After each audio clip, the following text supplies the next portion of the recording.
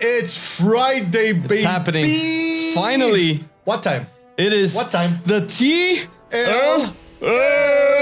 Mythic damn Plus. Mythic Plus melees, baby, because we are a little bit biased when it comes to the specs. And yes, we admit that we like melees a little bit more than range. That doesn't mean we don't It's love probably because they're better and superior in all aspects. I'm not going to comment on that. But man, it's been a long time coming, and we have a lot more data to look at for the melees. Yep. I mean, a lot of these bad boys have been going up in the ranks. There are some upsets today, my man. Oh, man. Yeah, it's going to be juicy. It's going to be juicy. There's big ass surprises, man. I mean, sure, you can talk about, you know, the Red Paladins, Outlaw Rogues, the Frost Decays, Enhancement Shamans. And speaking of Outlaw Rogues, after the podcast, you know, I've garnered an interest on Outlaw. Oh, and I started looking at streams and stuff. Yes. And I've saw some couple of nice animations on a couple of people's UIs. And I heard about the Blunderbuss Legendary and all of that. And I find it really fun, right? Like, so the Blunderbuss thing, it's so good, super fun. But listen, the moment I have discovered a Weakaura that further enhances it's a utility Weakaura, right? Because you have to like see when the blunderbuss thingy goes off, right? So you don't waste combo points. That's the main idea of it, right? Well, here's the thing. That Weakaura, apart from letting you know that you have the buff, shoots off a pistol like poof, and it enhances the experience. You feel like this cowboy with the concealed gun and stuff is like poof, amazing. So, you know, I found this out on some dude's stream or whatever. He told me about it, and you know, I downloaded CurseForge, installed my Weakauras once again, looked for it, and here it is. And I'm gonna have footage and sound of that so you can understand. Like, if you want to play Outlaw Rogue and you're playing with that concealed blunderbuss, and I'm sure you're gonna love it.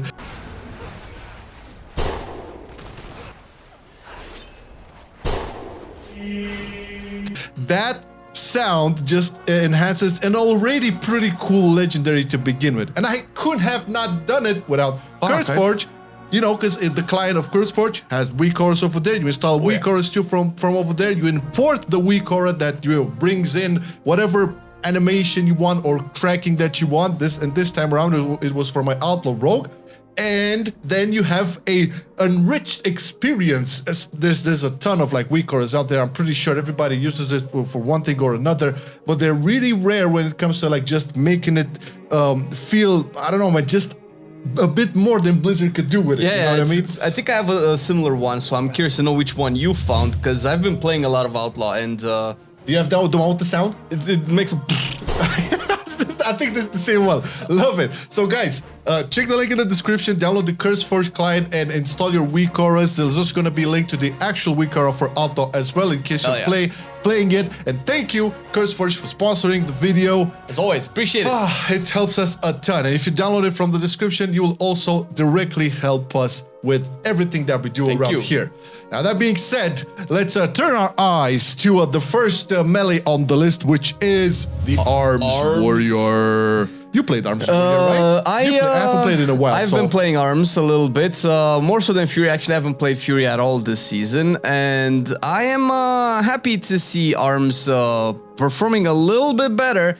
It's still behind Fury, but there are some interesting builds that are coming up on Arms, and one of them is like really complicated when you don't play Merciless Bone Grinder, and you're like, what the fuck, you don't play Merciless Bone Grinder? Yeah, what the fuck, man? It slaps, man. It slaps. And it's doing really good right now, and it's always gonna be a tough competition between Arms and Fury, and it's likely that at least in Shadowlands, Arms will not overtake Fury, but Arms is right now smack dab into the A tier. Well, it's a big rise up from our last 9.2.5. Two jumps, man. Two tier jumps. I mean, it was what was C tier? I think it was C tier. Yeah, C tier. So right up on A tier. You're gonna see a lot of specs kind of bumped it up. And we're gonna get into why that is in a couple of seconds, but we have to go through a couple of more specs. Speaking of l'Assassin, I think this is one of the specs that unfortunately did not get like the shorter end of the stick. It still struggles to compete with some of the other specs, with the most of the other melee specs. I think it's a thing where, if you're looking right now at all of the logs and, you know, sub creation on Razor.io, you know, the highest number of keys done, you're gonna see a lot of outlaw rogues, you're gonna see some sub rogues, but definitely not assassination. And it goes to no surprise. Assassination isn't a bad spec, it just requires high maintenance to be able to do what essentially an outlaw rogue can do, you know, just by flying by, just by walking around. And not to mention sub is like even easier than that. So this is the main concern for assassination. It's still a very fun spec to play if you're into that playstyle, you know, maintaining and putting bleeds on everybody and on all that. Plus a very potent single target. You can definitely see it. Single target, it will still slap. I actually played the assassination the other day, and I did have issues in AOE, and I was kind of sad because I was getting more into rogue lately, and compared to outlaw, it's like leagues above, leagues below. But in single target though, man, you can still turn some heads, but otherwise, D tier. I'm sorry. Sorry, Whisper. Is what it is. I mean, you know, we are love for all rogue specs, but this is what it is. Now, for more positive news in today's TLF broadcast, we have Enhancement Shamans. Oh, and with our enhancement boy on the field, we have recently seen that it's doing still really good, and also has been bumped up a tier, all the way up into A. Hey, another A tier. It's a different vibe. Why is that, Flame? Do you know? I mean, nothing really changed for Enhancement. Obviously, we have a lot of gear that could work well. There's some trinkets that are really good for melee specs, especially in single target as well. There are, I think, some really wonky weapons from Junkyard, and there's also the bike trinket again. So that's pretty good. That's definitely not why Enhancement is so good, but Enhancement is really good just because it's a solid spec, and it's very likely have to do a lot with the affix that we have this season, which bumps the stats up quite a bit. And specs that usually scale with stats heavily are doing a lot better. And Enhancement is one of those specs where the more stats you have, the crazier it gets and the harder it slaps. And it's a different situation. It's a little bit weird because maybe it's from being the beginning of the season, although people are still doing plus 30s at the moment, where there was like survival and Windwalker that we had before all the way into S tier, and everything that we have right now into A tier was like B tier. And they all jumped the tier, so I mean, this B and C tier actually, yeah. So this is the thing, right? Like when you're looking at all of these specs, of course you're going to take into account the fact that there's some extra gear to be had, especially for some of the melees. Not sure on Enhancement, probably the bike can do some good. I know for other specs the bike is just shit, doesn't really work anymore. But yeah, I think the affixes more or less are like similar because you get like stats. The only difference is you stack them up right now. Yeah. So if you pull a lot of like those not regimes at some point in the dungeon, you're gonna have, you know, a ton of haste or a ton of crit or whatever you need. But still, very good performance for Enhancement. A tier is no joke. Now, Feral Druids. Feral Druids used to be in C tier last season and on the last tier list that we did. And now it's a very, very competitive B tier. I would just like to say that I've seen on Warcraft logs a couple of Ferals, not Reds. Soon. Feral's actually going for a more and more Circle legendary, like Unity with Circle, and it's interesting.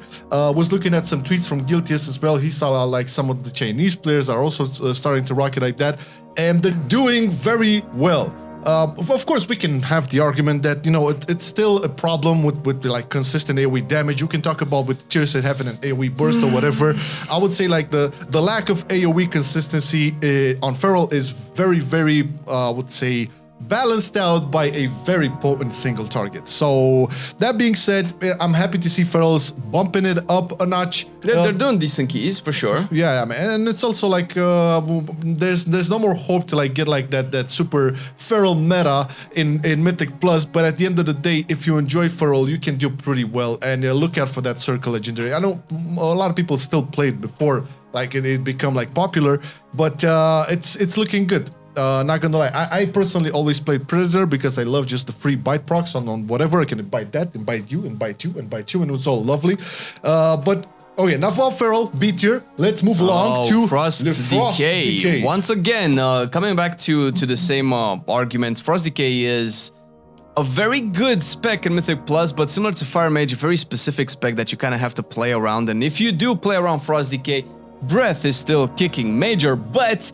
And with the advent of the Nathrezine, the Shrouded Affix, it's working really even better because, you know, in maintaining uptime with the Breath, you do have like a flood of resources that you need to maintain, and with you know, increases of haste or even mastery, that can buff that frost damage, it just scales higher and higher and higher, which is a pattern that we're seeing with a lot of specs. And it has scaled Frost Decay all the way into A tier, where last time we had it into B tier. It's better than arms, right? Yeah, I mean, it's similar. Yeah, just around there. Just the smidge or whatever. But yeah, Frost Decay, I mean, we kind of knew since like 9.2, I believe, and moving forward that they were doing really, really well. And was no surprise that because of like a lot of the, I think, are they able, a lot of people actually this week, I think, were able to get the Gavels. Some of the rogue specs actually got their Edge of Night. That's probably why we're seeing. And that this is, I wanted to get to this at some point. You're going to see a lot of the specs now in A tier just because a lot of these actually have a couple of items that really help out. So like some of them didn't really have it in the past, or they have it at low item level or whatever. There's also a consideration here because the item level has increased too. That might be true for arms. I don't know what weapons Frost Decay has, but definitely has a choice of much better trinkets. With the Titan Ocular Gland, really strong trinkets like that, or with the dinars, you can buy like really high level specific items that can really pump it through, and we're seeing this being used by a lot of other specs. So, yay! Yeah, and yay is the next spec on the list, which is Fury Warrior. Oh boy! Oh man, this I was hoping to see Fury in S tier. I've seen a couple of performers, watched a couple of the streams, and man, is it kicking butt! I mean, it's kind of like in the front of the A tier. It's kind of like in the lead, so almost. Yeah, with Fury, like this was a little bit harder to place because Fury and one other spec that's going after it are kind of like a notch above everybody else into A tier, but they're still like a notch behind everybody into S tier. But since they're all doing like pretty high keys, it's kind of like what A tier is. Think of it, you know, if there's like a bell curve of performance, A tier is where the meat of the best performing specs is, where you don't want to go into where you can go into the extremes with like the crazy survivals and all of that, or to the other ones with assassinations if you really want to. But Fury is definitely up there. I think last time I see it was definitely in the top 20 or top 50 keys. Highest done, which is pretty good considering that there you're probably only gonna see stuff like survivals and windwalkers. So seeing a Fury slapping there, it's looking good, and it's likely that it's only gonna get better. I don't know if all the Furies that were pushing high end plus have gotten the gavel yet, although it's available this week.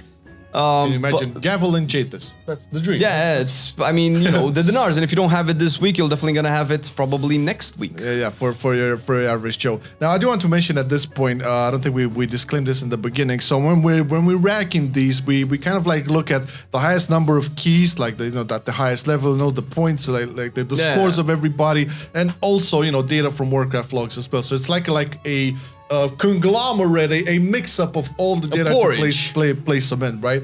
Hope that is clear by now. Kind of like a broken record at this point. Okay, next up, the lead of A tier. It's Havoc, the one that I mentioned earlier. So Havoc is very close to S tier. Not quite. But it's not really quite because there's a clear difference in the specs that are being run into plus 30s at the moment, or probably plus 31s by the time you watch the video.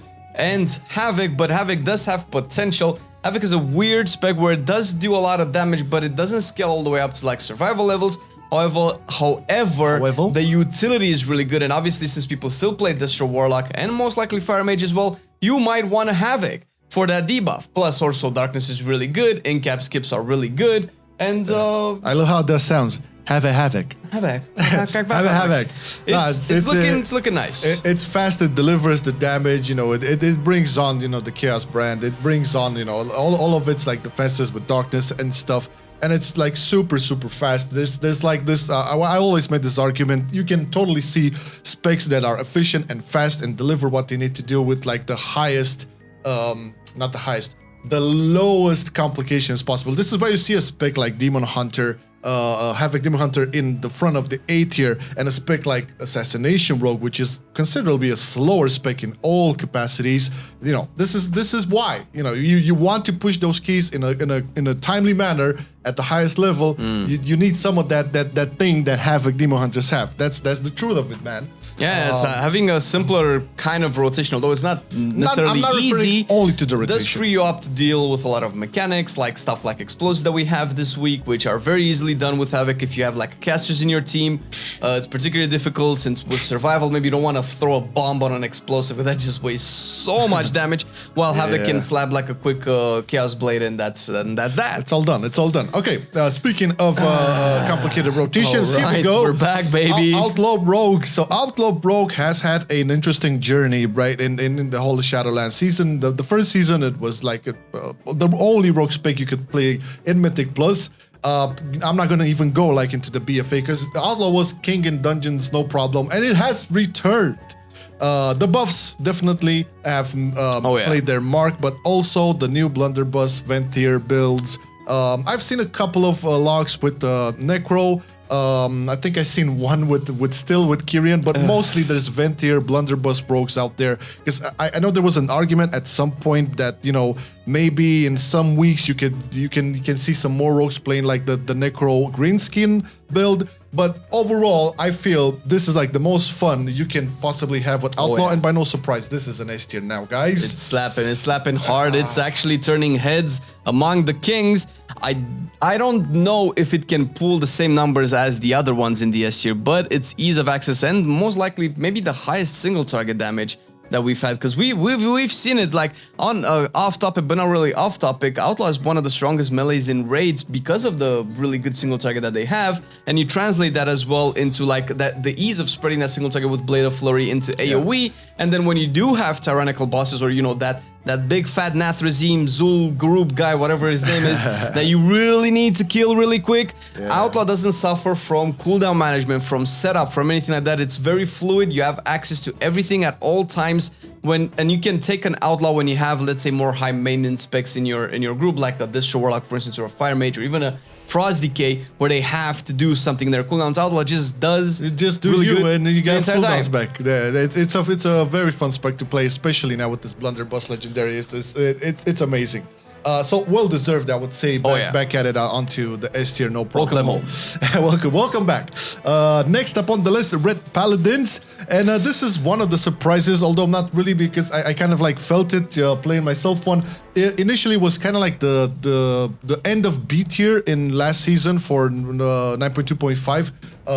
And it was like struggling with. Was generously placed into B tier. Yeah, it was generously. Yeah, it was more in the reality for a C tier, but now it's actually in an A tier itself. Now there's a couple of reasons for this. Obviously, there's the situation where you would have all of the procs for your tier sets be like flowing down onto you, and you would do massive damage. That's all fine, but also you have to remember now all Red Paladins can get like a super high item level Old Warrior Soul, which is very, very important for Mythic Plus. That haste is amazing. Plus, you know, the haste affix as well.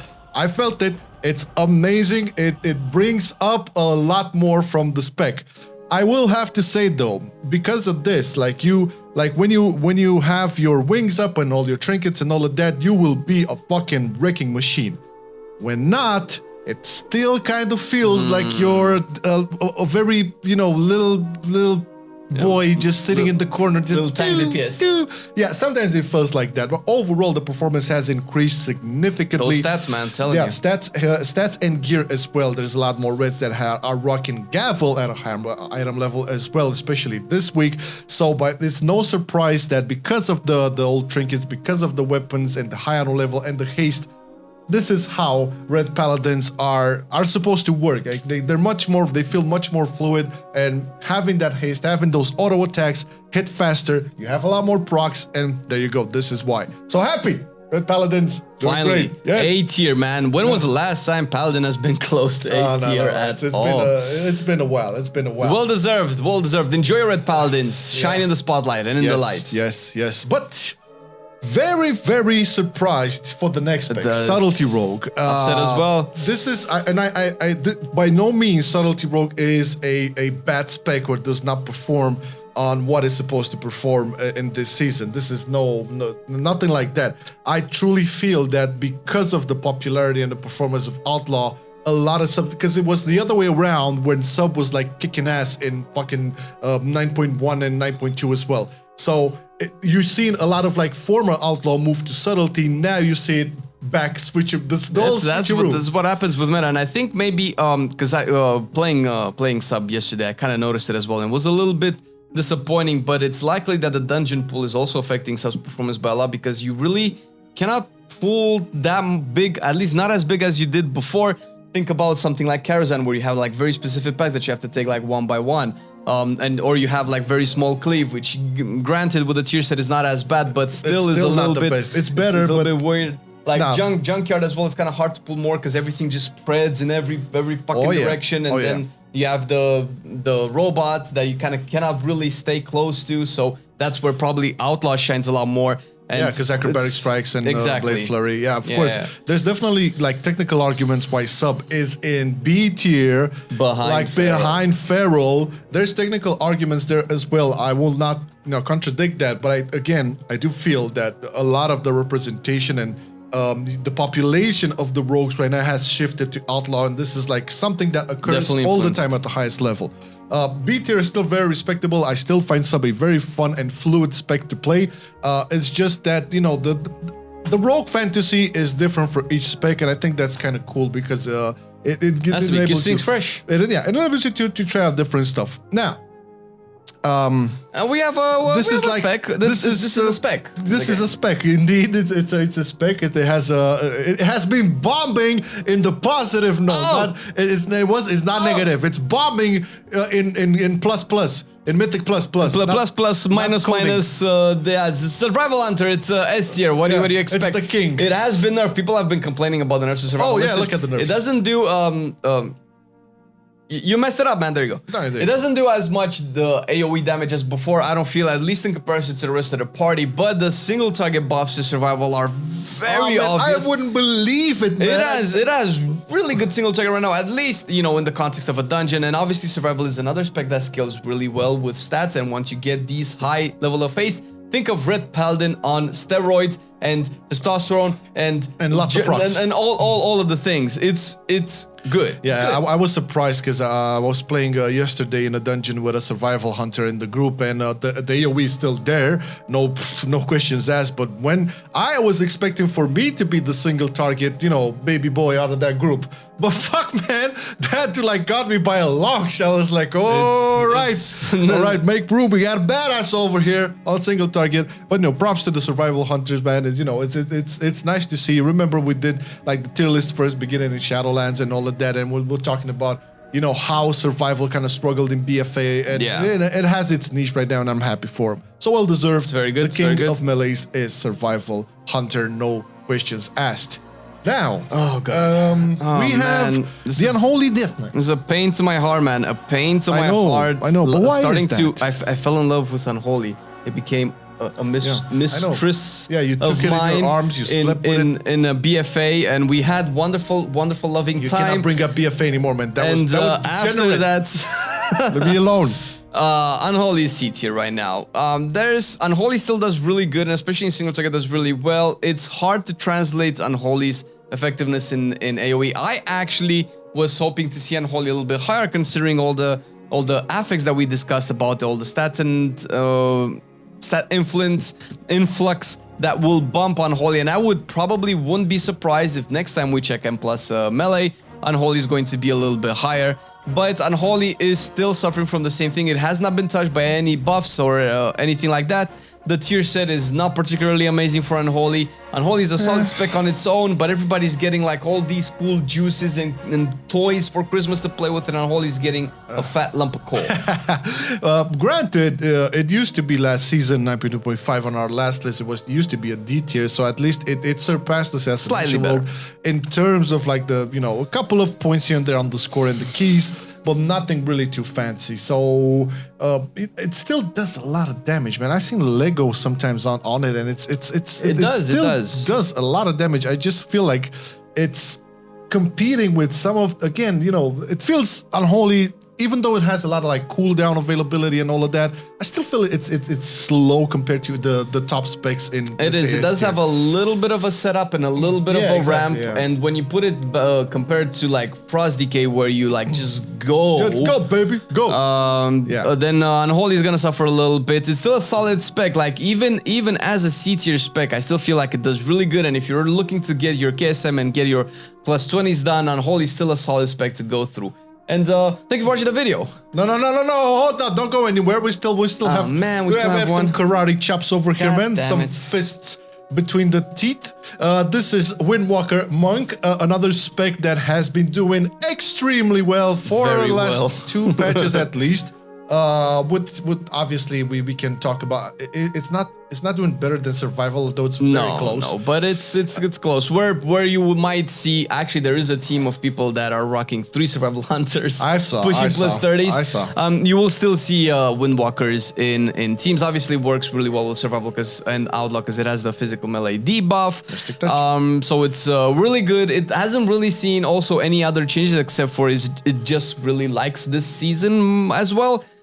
So it's not necessarily surprising, but as like sub dropped a little bit more from last time, Windwalker still holding strong, even though it has been nerfed over the course of the expansion with the dance at GG, but probably with the buffs of single target as well has been kept it more than relevant. Oh yeah, for the entire time. Said, the damage for Fist of Fury and all of that this definitely has been felt. I haven't checked like how is it still Bone Dust Brew that it's been played, or are there also Weapons of Order? As far as I know, it's Bone Dust Brew because it just goes really well with Dance of Chi-Ji. Yeah. Okay. Obviously, if you're gonna be pushing plus 30, you're just gonna take every percentage of damage. But if you're not going to be pushing that high, you can probably play Weapons of Order and stuff like that. No, but truth be told, we were always big fans of Windwalker Monk, like since like their inception, and they struggled a lot in both Mythic Plus and Raid during the multiple expansions. It's nice to see them being for I would say consistently some of the top specs for about few seasons, 2 seasons. A couple of seasons, yeah. I think last season, this season, it was. I think it was season 1 out of Shadowlands where it didn't really see it that much, but. There's always, shifts and changes and tunings to be done. Plus, we won't open a can of worms of all the extra external power we had during this expansion. That being said, this is the final image. It's if I do have to say, it looks better. We have way more specs in the higher upper tiers than before. It kind of sucks for people like Assassination and Unholy who are still struggling. And likely, I don't know if we're gonna see anything change, but even so, the majority of the specs are A tier, which is really cool to see. I guess probably with the choices of buffs that you can get from the shard affix, you can fill in those weaknesses a little bit more, so people just do a little bit better overall. Plus, with the access of your core items, weapons, trinkets from the dinars, from the faded raids. Everything is looking better for everybody. Things will get better for sure. And once again, any of these specs can pull off a KSM, no problem. Assassination Rogue, Unholy, Feral sub. I mean, if you want to go for like 20 keys, you can beat top damage with those, no problem, if you master them correctly. And this is by no means an indication of what you should play in your Mythic Plus group. If you are thinking about pushing plus 30s, then yeah, you can give this info a try. But other than that, we just love seeing how these specs perform at the highest levels. Really good. It's a good indication on where the game is going and how all of the changes from Season 4 are affecting a lot of these specs. Really interesting for us and hopefully for you too, especially if you're maining some of these. Just know that whatever you decide to play in Season 4, you're gonna be good. 20 keys, 21s, 22s. Yeah, just have fun with it. Learn to play it, learn the dungeons and everything, and you're gonna be Gucci. Just like CurseForge, who has sponsored this video, and they're with us for such a long time. Thanks so much. And it is the main add-on client that we use to install things like Weakauras and search them for different Weakauras. Like I've given the example for the Blunderbuss Legendary for Outlaw Rogue. It's been amazing, and also thank you Patreons for supporting the content that we do.